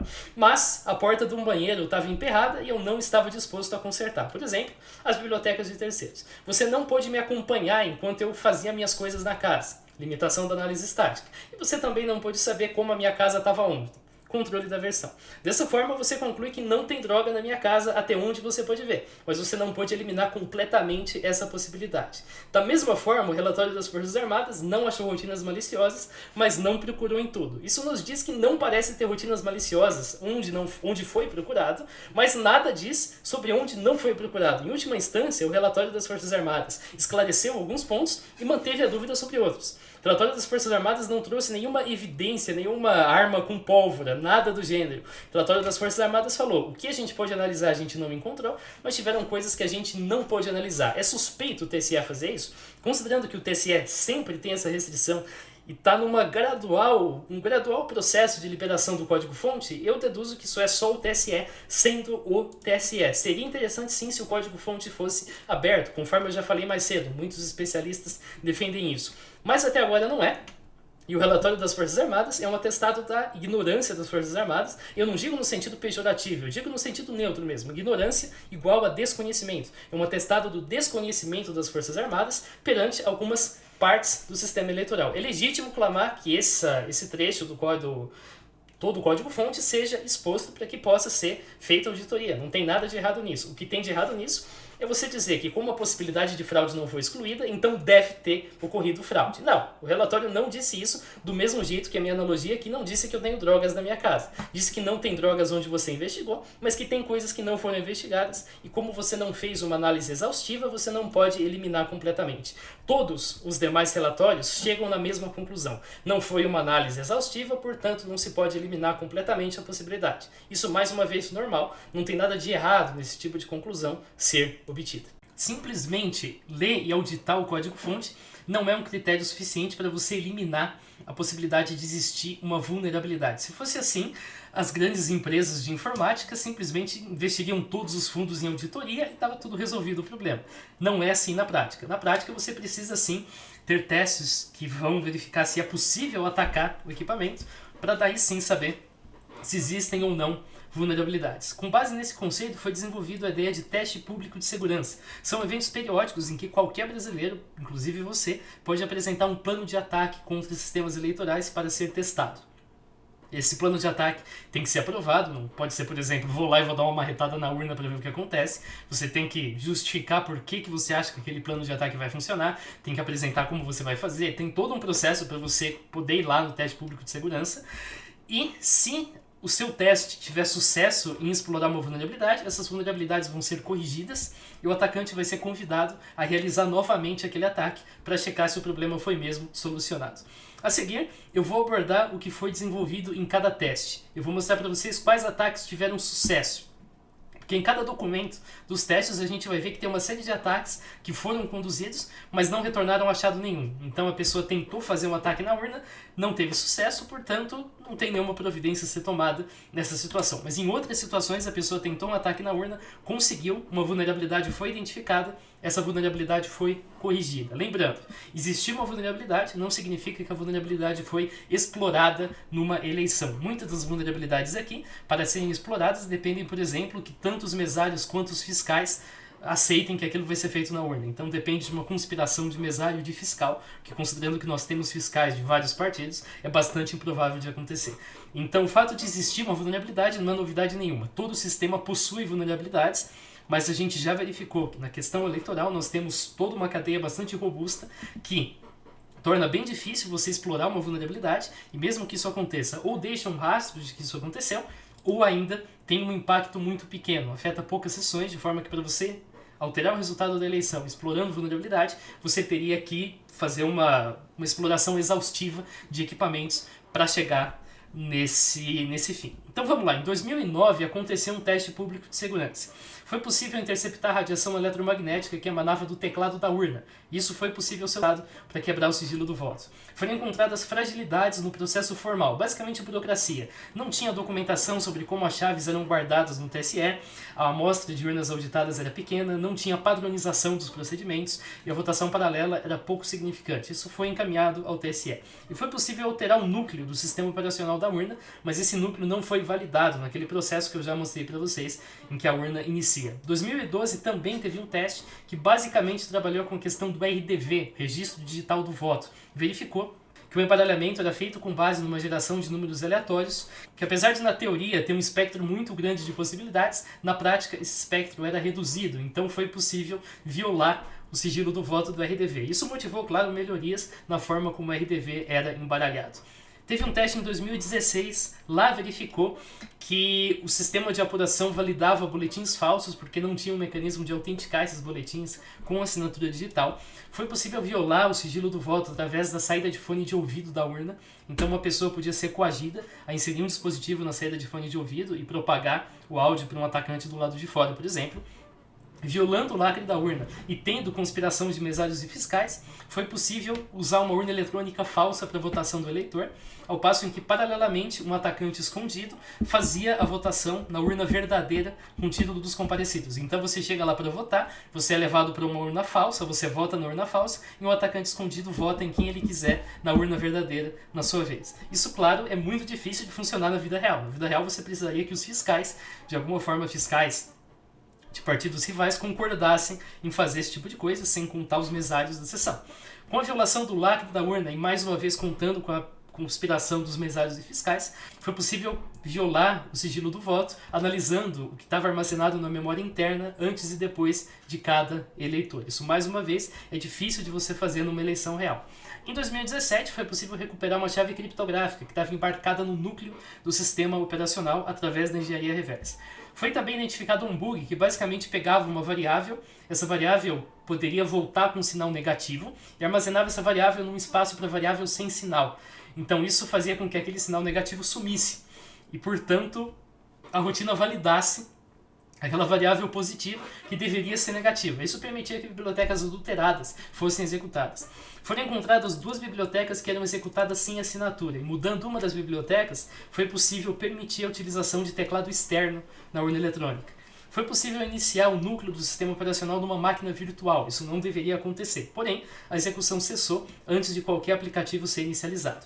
Verificou-se através de um parâmetro de segurança no GCC, o compilador, que esse tipo de ataque poderia se tornar muito mais difícil. Poderiam incluir um parâmetro na hora de compilar o código-fonte da urna que poderia tornar esses ataques muito mais difíceis de serem executados. A sugestão foi encaminhada para o TSE. Verificou-se que arquivos JPG de imagens tinham um campo de comentário que não era validado e que poderia ser explorado. Não tinha nenhuma vulnerabilidade conhecida que pudesse ser utilizada ali, mas falaram, isso aqui pode ser um vetor, então é bom a gente corrigir. Teve também em 2009, lá verificou-se que o JEDI, quando executado no ambiente Windows, ele era criptografado por um sistema chamado SYS. Possuindo a senha da BIOS do computador, então aí presume-se uma conspiração interna para poder saber a senha da BIOS, foi possível obter a chave utilizada na criptografia. Com isso foi possível acessar os programas do JEDI e através do JEDI foi possível então modificar para gerar uma mídia de carga maliciosa, que possibilitou assim a execução de código arbitrário na urna. O que é execução de código arbitrário na urna? Permite você fazer uma rotina arbitrária, basicamente o que você quiser. Permite você, por exemplo, exibir propaganda eleitoral na urna. Isso foi uma das coisas que foi possível de ser feita. Alterar o nome do município, por exemplo, a sigla do partido para exibir, vote no fulano. Isso é bastante grave. Só a possibilidade de execução de código arbitrário já é uma coisa muito grave. A maioria dos serviços oferecem uma recompensa muito grande para quem demonstra isso. Então, se você quer hackear o PayPal, por exemplo, você não precisa transferir fundos de uma conta para outra. Se você conseguir rodar um Hello World no servidor do PayPal, os caras já vão te pagar uma recompensa porque você executou código arbitrário no servidor do PayPal. Então, essa vulnerabilidade foi identificada e foi corrigida. Outro ataque não teve sucesso, mas levou a sugestões importantes como sinalizar através de um aviso quando que o teclado perdia contato com a placa-mãe. E também mudar o uso do sinal sonoro de votação, que era utilizado para outras coisas além de fim de votação, para deixar a interface. Claro, isso aqui é som, não é visual, mas continua sendo parte da interface para tornar a interface mais clara para o usuário. Por fim, teve um teste em 2021, no qual foi possível fazer com que o boletim de urna fosse gerado sem criptografia. Isso era um parâmetro que existia para eleições comunitárias. São eleições realizadas por organizações que não têm caráter de uma eleição municipal ou federal em que as urnas são emprestadas. Então tinha um parâmetro ali que era usado nesses momentos e esse parâmetro representava uma vulnerabilidade. Foi possível, esse ataque é bem interessante, criar um invólucro idêntico na parte frontal da urna eletrônica. Esse invólucro era sobreposto no teclado, era como se colocasse um outro teclado em cima do teclado, e esse teclado do atacante registrava os votos, quebrando assim o sigilo do voto. Não tinha nenhum dispositivo de segurança e nem visão do mesário que impossibilitasse, que permitisse que o mesário identificasse esse negócio acontecendo. Então o atacante poderia chegar na sessão logo cedo para votar, coloca esse dispositivo, vai embora, o eleitor vota sem perceber, enquanto isso os votos deles estão sendo registrados através desse dispositivo externo. Foi possível também capturar o certificado utilizado para se conectar à rede do TSE, mas o firewall não permitiu as conexões. E através do plug P2 de áudio da urna eletrônica, foi possível mais uma vez quebrar o sigilo do voto. Então essas foram as edições dos testes públicos de segurança e essas foram as vulnerabilidades que foram exploradas. Existem várias outras que tentaram ser exploradas e não houve sucesso. Eu mostrei apenas as que tiveram e todas elas foram solucionadas e o atacante foi convidado a reproduzir o ataque e não conseguiu completar. Isso significa que não existem outras vulnerabilidades? É óbvio que não. Provavelmente existem outras vulnerabilidades no sistema da urna eletrônica. Agora a questão é, a gente já entendeu, já estudou, que explorar essas vulnerabilidades e fazer isso de forma a alterar o resultado da eleição é muito difícil. Ah, e se abrir o código-fonte da urna, fica mais fácil? Fica, porque um atacante pode previamente, em casa, estudar o código-fonte e bolar um plano de ataque para ele fazer. Mas ainda assim, ele tem que passar por todas as barreiras que eu já contei para vocês, dependendo de onde ele quer fazer esse ataque. E quanto mais perto do momento em que o eleitor vota, esse ataque for feito, menor impacto esse ataque vai ter. Um ataque que vai ter impacto em todas as urnas do Brasil tem que acontecer lá dentro do TSE. Um ataque que vai ter impacto em 50 a 100 urnas tem que acontecer no momento de geração das mídias de carga. A partir daí você tem que violar o lacre da urna e fazer o ataque em cada urna, portanto o impacto é muito reduzido.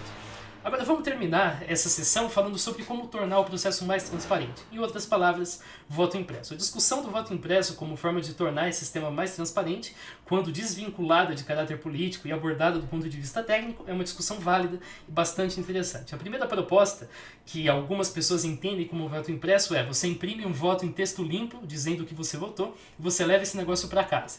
Isso, em primeiro lugar, viola o sigilo do voto, porque o cara, na porta da sessão, fala, mostra em quem você votou, e você é obrigado a mostrar o seu comprovante, então isso não pode ser implementado. Em segundo lugar, isso é inútil, isso não serve para nada. Primeiro, isso aqui me dá garantia de que o voto foi computado para a pessoa que eu escolhi. Você não tem garantia nenhuma de que você digita uma coisa, a urna imprime o que você digitou e ela computa o voto errado. Então isso não serve para isso.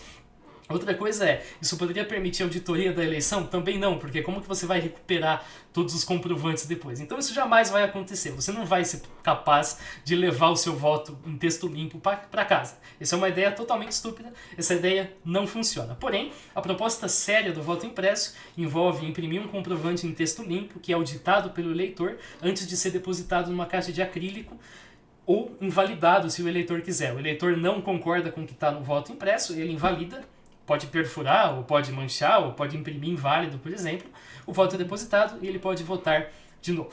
Essa proposta, sem outros mecanismos, é vulnerável. É possível, por exemplo, inserir cédulas inválidas na caixa, é possível tirar cédulas da caixa.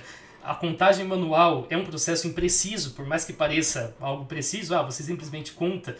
Muitas vezes tem erro, então uma terceira contagem acaba não concordando nem com a primeira nem com a segunda, e um candidato perdedor pode utilizar esse processo para deslegitimar um candidato vencedor. Porém, existe uma proposta que vai muito além disso e evita também fraudes não especializadas, como inserção ou remoção de votos na urna. A seguir eu vou demonstrar como que um sistema do tipo funciona. É óbvio que existem várias modificações que podem ser feitas para esse sistema. Eu não estou dizendo que isso tem que ser implementado na urna eletrônica. Eu também não estou dizendo que isso não pode ser implementado na urna eletrônica. Eu estou dizendo que é interessante que a população saiba como que isso funciona e discuta se quer ou não que isso seja implementado. Porque um sistema, do jeito que eu vou mostrar aqui agora, tem um custo para ser implementado, tem toda uma engenharia que precisa ser decidida antes de ser implementado. Então, como que isso funciona? O eleitor se dirige à urna eletrônica com a sua escolha, acontece a validação da possibilidade dele votar sem que haja relação entre o voto e o título de eleitor, então não é como é feito hoje, em que o título de eleitor fica armazenado lá na urna eletrônica, isso não acontece. Ele vota normalmente na urna eletrônica, insere ali no teclado, no final do processo, a máquina vai imprimir essa cédula aqui, toda essa cédula, tudo isso aqui que eu estou mostrando. O que tem nessa cédula? Tem uma parte superior. A parte superior tem alguns dados, número da urna, número da impressora, número do receptáculo. O receptáculo é a urna de acrílico que vai receber o voto impresso. Código da carga, seção. Aí tem presidente, governador, senador, deputado federal, deputado estadual. Ou ainda prefeito e vereador. Aí tem depois uma assinatura digital. Essa assinatura digital é feita com uma chave privada da urna. e garante que você não é capaz de introduzir cédulas nesse modelo falsas, porque você teria que conhecer a chave privada da urna. Tem um QR Code também que permite você ler a cédula automaticamente. Por que esse QR Code é importante? Porque a leitura da cédula não é manual, então isso elimina a possibilidade de alguém olhar e marcar.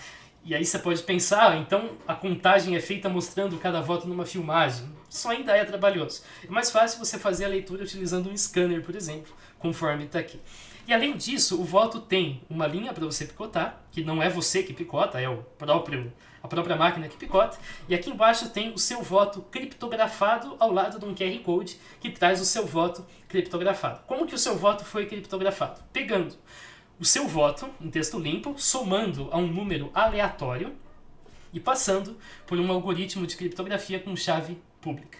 Por que o valor aleatório é importante? Porque sem ele, todos os votos iguais têm o mesmo valor cifrado. Isso permite, portanto, violar o sigilo do voto. Porque alguém vai lá e vota do jeito que quer e depois obriga as outras pessoas a voltarem com esse recibinho aqui, tendo o mesmo voto cifrado. Isso aqui impede que esse tipo de ataque aconteça. Isso aqui garante que cada voto cifrado vai ser único. Então, uma pessoa que tenha só essa parte jamais vai ser capaz de saber em quem você votou. Ok, a partir do momento em que isso é exibido numa tela para você ver, você tem duas opções. Você pode escolher auditar o seu voto ou você pode escolher depositar o seu voto. Se você escolhe depositar o seu voto, então o papel é picotado, você leva o recibo para casa e o voto em si é depositado na urna, uma urna de acrílico, lacrada, com todos os procedimentos de segurança desse jeito aqui. Isso aqui pode ser contado, então, através de um scanner, e isso aqui fica com você. Esse voto cifrado permite que você confira que o seu voto está na lista dos votos válidos computados na eleição.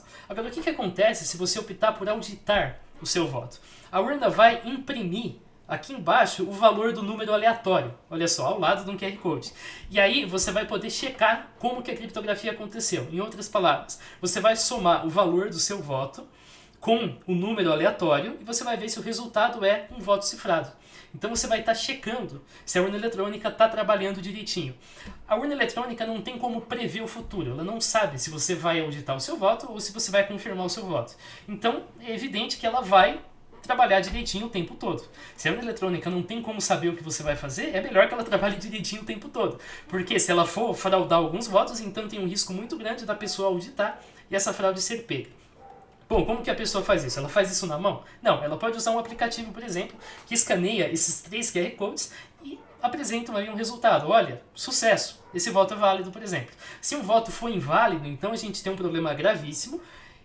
O negócio tem que ser interrompido, tem que ser investigado, porque isso não pode acontecer. Os votos têm que ser válidos. Além disso, a cédula de papel é invalidada.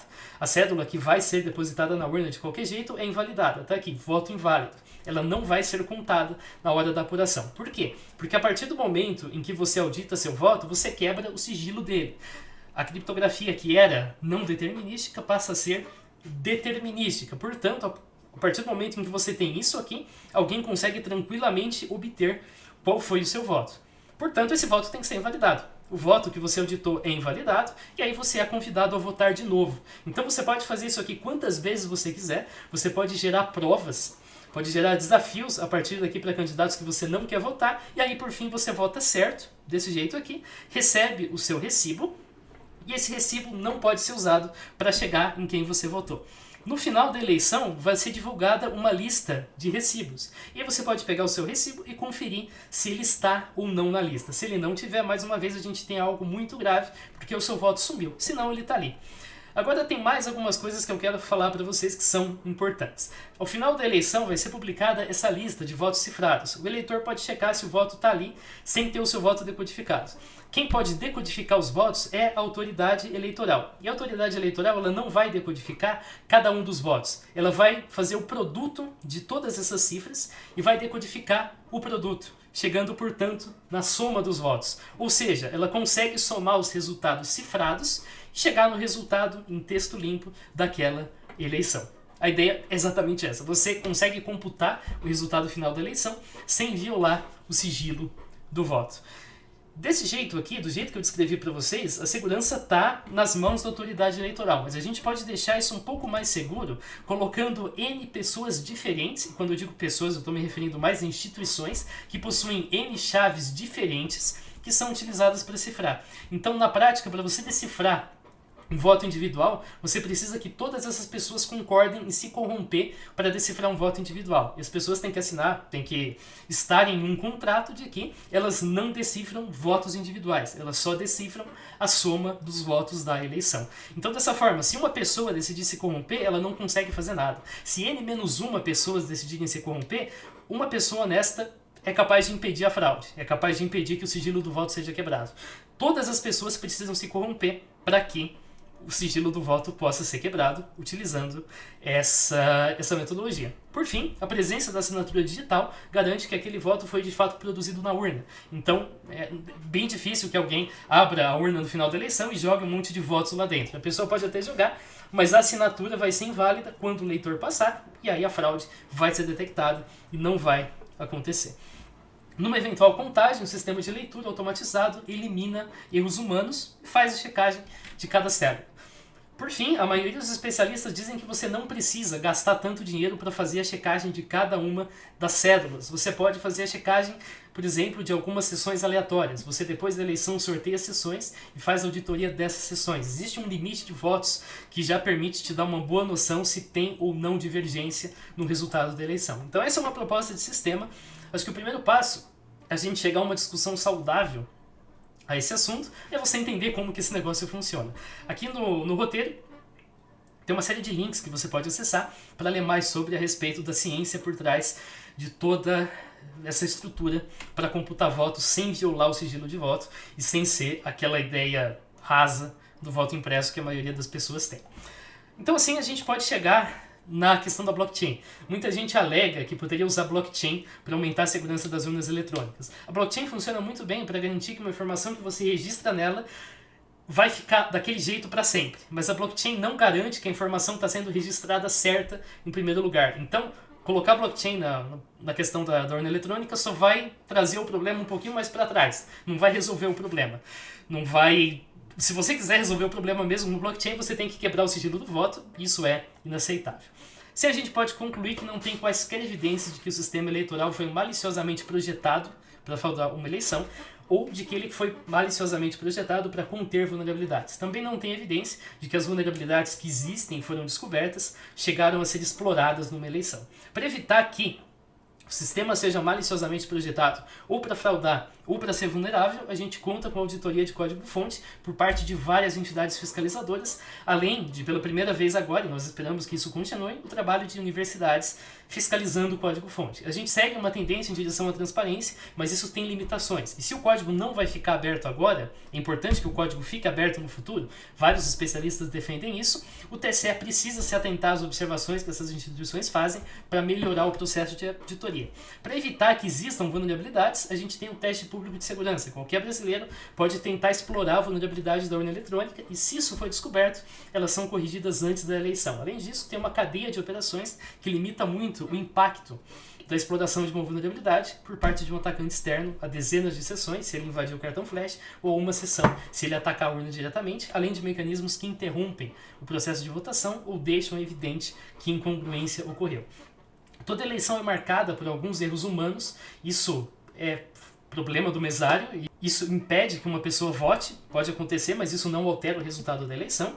Apesar disso, você pode sim mudar o sistema eleitoral brasileiro para aumentar a confiabilidade e a transparência. A discussão a respeito disso é uma discussão importante que tem que ser técnica, não política. Nessa área tem várias modificações em vários níveis que vão para essa direção. Eu espero ter tido êxito e mostrá-las para vocês. Por fim, ao passo em que lutar para que essas etapas sejam mais seguras e transparentes é uma causa perfeitamente legítima, usar essas falhas como um pretexto para exigir que a eleição seja anulada porque você não gostou do resultado é uma atitude desonesta. Todos os candidatos sabiam da natureza do processo eleitoral antes de concorrerem. Então dizer, agora eu quero que anulem a eleição porque eu não gostei do resultado e porque o processo tem essas falhas aqui, não é uma coisa certa. Você sabia disso logo no começo e você topou participar desse jogo. Se existe evidência de fraude, é outra história. Mas como eu mostrei no vídeo passado, até o momento não existe evidência de fraude. Valeu pelo seu assistir, a gente se vê. Falou!